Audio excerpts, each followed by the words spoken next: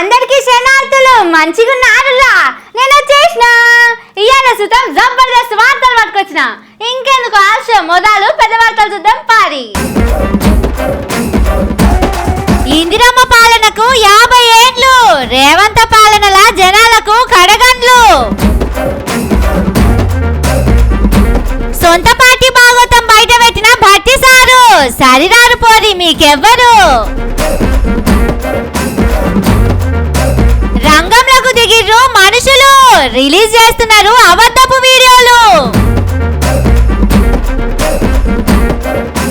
పెద్ద కోటు చెప్పినా వింటలేడు సారు, కేసులు పెట్టి పెంచుతున్నాడు జోరు. హర్యానాలో కాంగ్రెస్ కు పెట్టిర్రు పిండం, దేశమంతా పార్టీకి చుట్టుకుంది గండం. అచ్చం అట్లనే ఉంది పోరి. 50 ఏళ్ళు దాటినా పోలికలు మాత్రం అచ్చు గుద్దినట్టే ఉన్నాయి. ఏళ్ళు పెట్టి చూపియనికే కొంచెం అంత సుతం వంకలేదు. దేని గురించి అని అనుకుంటున్నారా?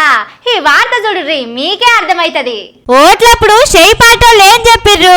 మాకు ఓట్లేసి గెలిపిస్తే ప్రజా పాలన తెస్తాం, ఇందిరమ్మ రాజ్యం తెస్తామన్నారు కదా. ఇప్పుడు అదే పనులున్నారు. ప్రజాపాలన అంటే ప్రజలను రాప్క దినుడు, నరకంలో పాపం చేసిన వాళ్లకు శిక్షలు వేధిస్తారు కదా ఎంబట్లు. అచ్చం అట్లనే ఉంది ఇప్పుడు రాష్ట్రంలో. ఓట్లేసి గెలిపించిన పాపానికి ఇండ్లు కూడా కొట్టుకుంటా గోసల పెడుతున్నారు. పిసికేడు మందికే రుణమాఫీ చేసి అందరికి చేసినామని రైతన్నలకు అన్యాయం చేస్తున్నారు. యాసంగి బాయే, ఖరీఫ్ కూడా దగ్గర పడే, ఇప్పటికీ రైతు భరోసా పైసల జాడనే లేకపాయే. ఇవన్నీ ప్రజాపాలనకు ఉదాహరణ లెక్క అన్నట్టు. ఫ్రీ బస్సు పెట్టి అమ్మలక్కలు జుట్లు పట్టుకొని కొట్టుకునేటట్టు, పుస్తలు తెంపుకొని పంచాలు పెట్టుకునేటట్టు చేసిర్రు. పిల్లల చదువులు బడుల గురించి అయితే పట్టే లేదు పోరి. దావకాండల మందులుండవు, రోగం వస్తే వైద్యం ఉండదు. ఇక శాంతి భద్రతల గురించి అయితే ఎంత తక్కువ మాట్లాడుకుంటే అంత మంచిది. ప్రజాపాలన ఇట్లుంటే ఇక ఇందిరమ్మ రాజ్యం గురించి మాట్లాడుకుందాం. అప్పట్లా అంటే 1975లా దేశంలో ఇందిరమ్మ అధికారంలో ఉంది. ఇక అప్పట్లా అమ్మగారు ప్రధానమంత్రి కుర్చీలో కూర్చొని జనాలను పెట్టిన తిప్పలు చెప్తే పొద్దుపోతుంది అనుకోరి. అందుకే పెద్ద మనుషులు ఇందిరమ్మ పరిపాలన చేసిన కాలాన్ని చీకటి పాలన, చీకటి రాజ్యం అని పేర్ల పెట్టిర్రు. ఎవరైనా సర్కారోళ్లను ఉన్నదున్నట్టు గట్టిగా అడిగితే తప్పు, ఉద్యమకారులు గనబడితే జైలేసుడు, నలుగురు ఒక గాడ గుడినా తప్పే. విలేకరులు ఏదైనా వార్త రాస్తే వాళ్ళను గొర్ర గుంజుకపోయి కేసులు పెట్టిర్రు. 50 ఏళ్ళు అయినాక అంటే ఇగో ఇప్పుడు అన్నట్టు 2024లా మళ్ళా ఇందిరమ్మ పాలన లెక్కనే నడుస్తున్నది రాజ్యంలో పరిపాలన. ఎవరైనా సర్కారు తప్పులను బయట పెడితే కేసులు పెట్టి లోపడేస్తున్నారు, జనాలు నిలదీస్తే అరెస్టులు చేస్తున్నారు. అచ్చం 50 ఏళ్ల కింద జనాలు చూసిన ఇందిరమ్మ పాలనను మళ్ళా ఇప్పటి తరానికి చూపిస్తున్నారు అన్నట్టు. ఇందిరమ్మ రాజ్యం, ఇందిరమ్మ పాలన అంటే తెలియని ఇప్పటి తరానికి స్వయంగా అనుభవంలోకి వచ్చేలా చేస్తున్న ముఖ్యమంత్రి రేవంత్ సారు ఎంత గొప్పోడో నిజంగా. రోజు సార్కు దండం పెట్టాలి అంటున్నారు జనాలు.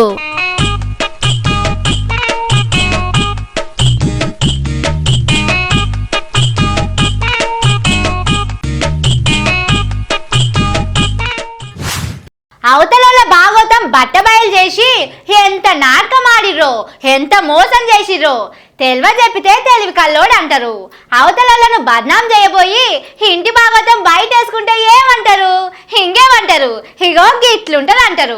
ఏతులకు ఎగిరెగిరి దుంకపోతే ఎడమకాలు వెనక్కి ఎల్లెరకల పడ్డాడట వెనకటికి ఒక ఆయనే. చెరువుల పవర్ పాయింట్ ప్రెజెంటేషన్ లో సుతం సేమ్ గిట్లనే అయింది. పవర్ లో మనమే ఉన్నాం. పవర్ పాయింట్ ప్రెజెంటేషన్ పెట్టి చూపిస్తే జనాలు అల్కగా నమ్ముతారు అనుకున్నాడో ఏమో సారు. 2014లా చెరువులు ఎట్లున్నాయి, 2023 వరకల్లా అవి ఎట్లెట్లా కబ్జా అయినాయని పోర్ట్వలను వరుస పెట్టి పవర్ పాయింట్ ప్రెజెంటేషన్ ఇచ్చిర్రు డీసీఎం భట్టి సారు. కుడి చేయి దిక్కు కేసీఆర్ అధికారంలో ఉన్నప్పుడు చెరువులు ఎట్లున్నాయో, చేయి పార్టీ అధికారంలోకి వచ్చినాక ఎట్లున్నాయో చూపించిండు భట్టి సారు. 2014 దాకా ఎండిపోయిన దిబ్బలెక్క ఉన్న చెరువులు కారు పార్టీలు అధికారంలోకి వచ్చినాక నీళ్లు నిండి చుట్టుముట్టు భూమి జాగలు కూడా పచ్చబడ్డాయి. ఈ ముచ్చట పక్కకు పెట్టి కారు పార్టీలు ఉన్నప్పుడే చెరువులు బాగా కబ్జా చేసిరని చెప్పుకొచ్చిండు డీసీఎం భట్టి సారు.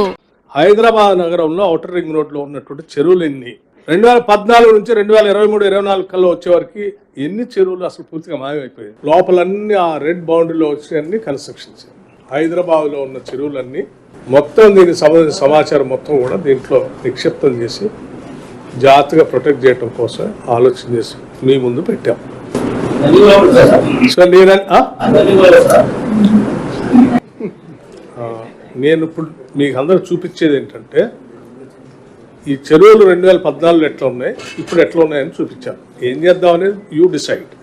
ఇక చూసుకోర్రి, భట్టి సారు చూపెట్టిన రిపోర్ట్ లో ఉన్న అసలు నిజాలు బయట పెట్టిరు సోషల్ మీడియాలో జనాలు. 2014 కంటే ముందు కాంగ్రెస్ అధికారంలో ఉన్నప్పుడు మొత్తం 225 చెరువులు పూర్తిగా కబ్జా పెట్టిర్రు. 196 చెరువులు కొనకు కబ్జా చేసిర్రు.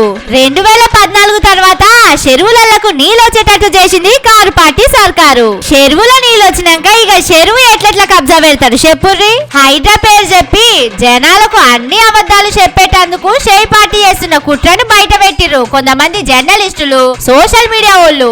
2014 నుంచి 2023 దాకా చెరువుల ముచ్చట చెప్తున్నారు. సరే, అంతకంటే ముందు అధికారంలో మీ షేయ్ పార్టీ ఉన్నది కదా, అప్పటి ముచ్చటేంది సారు? అప్పుడు ఎట్టెట్లా ఉండే చెరువుల కబ్జాలు అని అడుగుతున్నారు జనాలు.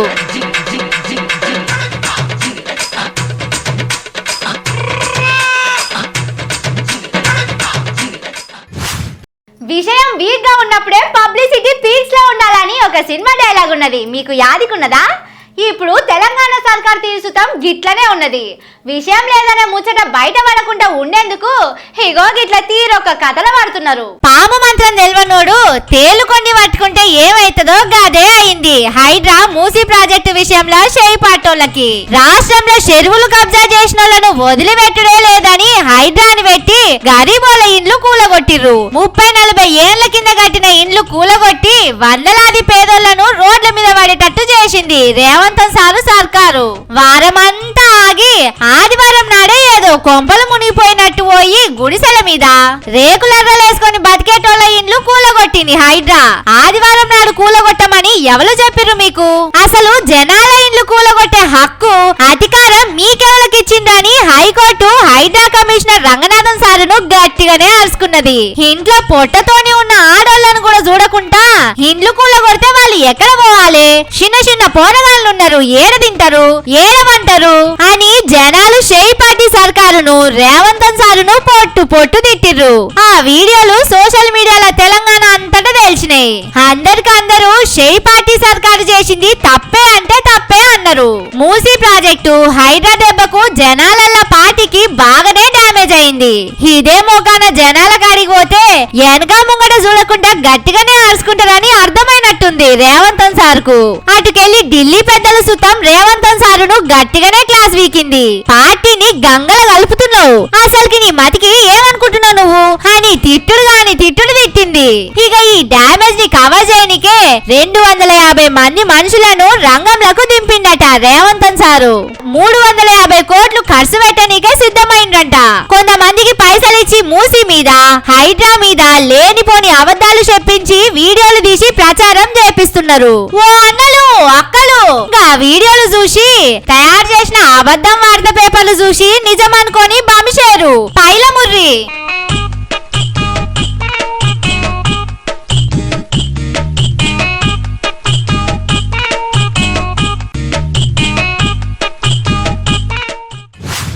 రెండు మూడు సార్లు పిలిస్తే వినిపించుకోలేదనుకోండి ఏమంటారు?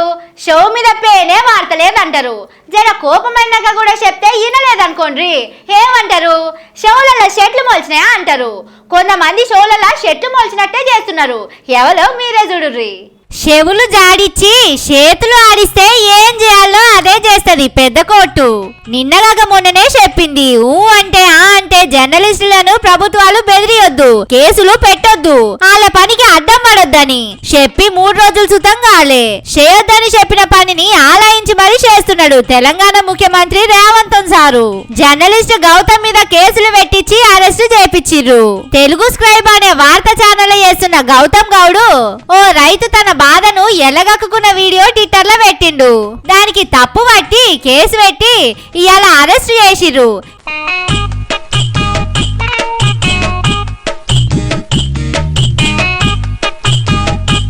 జనాలు సర్కారు గురించి ఏమనుకుంటున్నారో బయట పెడితే ఇట్లా కక్ష కడతారా? అర్ధమరాత్రి ఇంటికి పోయి ఇంట్లో నిద్రపోతున్న ఆడోళ్ళని లేపి బుగులు పెట్టించి గౌతమ్ కోసం దేవులాడిర్రు. ఇటు మన న్యూస్ లైన్ ఛానల్ మీద సుత 3-4 జాగల్లా కేసులు పెట్టిర్రు. ఇక రాష్ట్రంలో ఎవరు సర్కారుకు వ్యతిరేకంగా మాట్లాడినా కేసులు పెడుతున్నారు, అరెస్టులు చేస్తున్నారు. ఇదెక్కడి అరాష్కాల పరిపాలనో ఏమో. నిజాలు మాట్లాడినా తప్పే ఉన్నది. జర్నలిస్టులు కొలువులు చేసి జనాలు మాట్లాడిన మాటలు చూపించినా తప్పే ఉన్నది పోరి. ఒక దిక్కు పోలీసులను పంపి లెక్కపత్రం లేని అరెస్టులు చేస్తున్నారు, ఇంకో దిక్కు షేపాటి కార్యకర్తలను జర్నలిస్టుల మీదికి సర్కారు తప్పులను చూపెట్టిన వాళ్ళ మీదికి ఎగబెడుతున్నారు. గిట్ల చేసుడు తప్పుడు పని.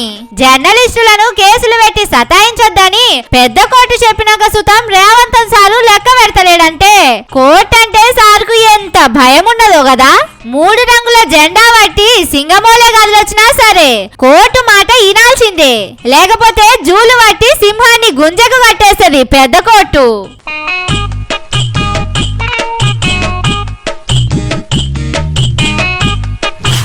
పిల్లలు ఏదన్నా పని ఖరాబ్ చేస్తే ఏమంటాం? అన్ని చెత్త పనులు చేస్తున్నావు అంటాం. పని ఖరాబ్ చేస్తేనే చెత్త పని అంటాం. అసొంటిది వీళ్ళు చేసిన పనిని ఏమనాలో మీరే డిసైడ్ చేయర్రి. చూడుర్రి బాగా చూడుర్రి. అర్థమైందా ఇక్కడ ఏం జరుగుతున్నదో? చెప్పిన వాళ్ళకు మంచి బహుమానం ఇస్తాముల్లా. ఏముంది, ట్రాక్టర్లు పోతున్నాయి. అగో ట్రాక్టర్ల వెనక పోలీసు జీపులు పోతున్నాయి. ట్రాక్టర్లకు సెక్యూరిటీగా పోతున్నాయి. ట్రాక్టర్ కి పోలీస్ బండి గస్తీ ఉందంటే ఆ ట్రాక్టర్ లా అంత విలువైనది ఏముందో మరి. 1 కాదు 2 కాదు 4-5 పోలీస్ బండ్లున్నాయి. పోలీసు బందోబస్తు సుతం గట్టిగానే ఉంది. ఇంతకు ట్రాక్టర్లో ఏం తీసుకుపోతున్నారు కావచ్చు అని ఎక్కువ తక్కువ ఆలోచన చేసి తలకాయ ఖరాబు చేసుకోకుర్రి. అది చెత్త ట్రాక్టరు. ఏంది చెత్త ట్రాక్టర్ కు పోలీస్ ఎస్కార్ట్ ఇస్తుందేందని పరేషాన్ కాకుర్రి. మహబాద్ జిల్లా తొర్రూరులా ఊర్లో వేరుకునే చెత్త అంతా అంగడి కాడ పోసేటోళ్ళట. ఆ అంగడి కాడ జాగలేక అటు పక్క ఉన్న అచ్చుతన్న దగ్గర పోసిరట. చెత్త వాసనకు దోమలు రోగాలు వస్తున్నాయని తండోళ్ళందరూ కూడి చెత్త ట్రాక్టర్లకు అడ్డం తిరిగిర్రు. ఇక చూసుకోరి, బార్డర్ లో యుద్ధమైనట్టే చేసిర్రు పోరి పోలీసులు. మున్సిపాలిటీ ఆఫీసర్లు, 7 ఎస్ఐలు, 70 మంది పోలీసులు వచ్చి తండా గిరిజనులను కట్టు కదలకుండా చేసిర్రు. ఇది గమ్మతో ఉంది. ఊర్లో చెత్త వస్తుంటే చూసుకుంటా ఉంటారా ఎవరన్నా? అడ్డం తిరిగితే గిట్ల పోలీసు బల్కాలను దింపుతారా? అయినా సరే తండోళ్ళందరూ గట్టిగా నిలబడి చెత్తను పోయనియలే. తండాలున్నోళ్ళందరినీ అరెస్ట్ చేసి పోలీస్ టౌన్ కి పంపి భారీ బందోబస్తు తోటి చెత్తను డంపింగ్ యార్డుకు తీసుకుపోయిర్రు. నిజంగా ఇదైతే గమ్మతి ముచ్చటనే. ఇంటి ముంగట పిల్లలు ఆడుకునే జాగల చెత్త పోసమంటే ఎవరన్నా వద్దంటారు. దానికి గంతమంది పోలీసులను దింపి గింత ఆగమాగం చేసుడు అవసరమానుల్లా? అసలు మేమేం చేసినాం? చెత్త పోస్తుంటే అడ్డుకుంటే తప్ప మా ఊర్లకు గింత మంది పోలీసులను దింపి మమ్మల్ని బద్నాం చేస్తారా అని గిరిజనులు కోపమైతున్నారు.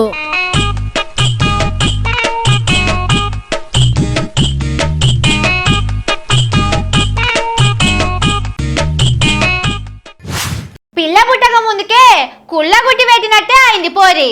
కుట్టిన కుళ్ళ పిల్లకు చాలక ఆఖరికి అసలు పిల్లనే పుట్టకుండా అయింది. నోరైతే తీయగైంది కానీ సప్పుడే బంద్ అయింది. కన్ఫ్యూజ్ కాకురి. వార్త చూస్తే నేనేం చెప్తున్నానో మీకే అర్థమైతది. 5 గ్యారెంటీలు చూపించి కర్ణాటకలో గెలిచిర్రు. కుర్చీలో కూర్చున్నాక మొండి చేయి చూపెట్టిర్రు. 6 గ్యారెంటీలు చూపించి తెలంగాణలో గెలిచిర్రు. గెట్టుకు పడ్డాక ఉత్త చేయి చూపించిర్రు. ఇక తర్వాత వచ్చే అంక 7 కదా. గా 7 గ్యారెంటీలు చూపించి హర్యానాలో బయట పడదాం అనుకున్నారు. కానీ కర్ణాటక వాళ్ళంతా తెలంగాణ వాళ్ళంతా బోలా మనుషులు కాదు హర్యానోళ్ళు. అందుకే ఏడ పెట్టాలనో అన్నే పెట్టిర్రు వాత.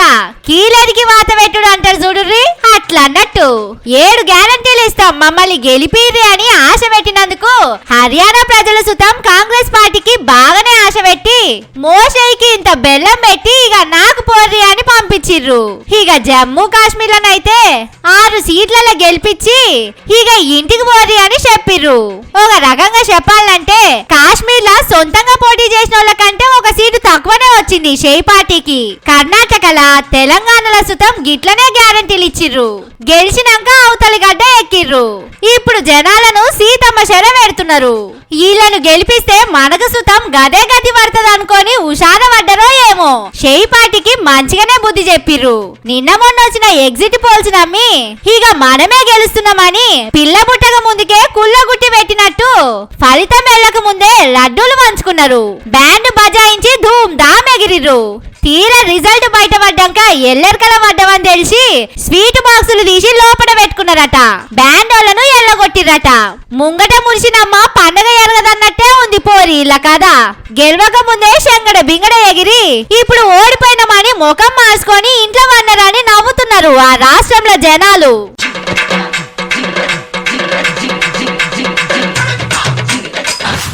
ఇవి 5 ముచ్చట్లు. ఇంకిని మంచి మంచి ముచ్చట్లతోటి మళ్ళొస్తా. ఉంటాయిగా.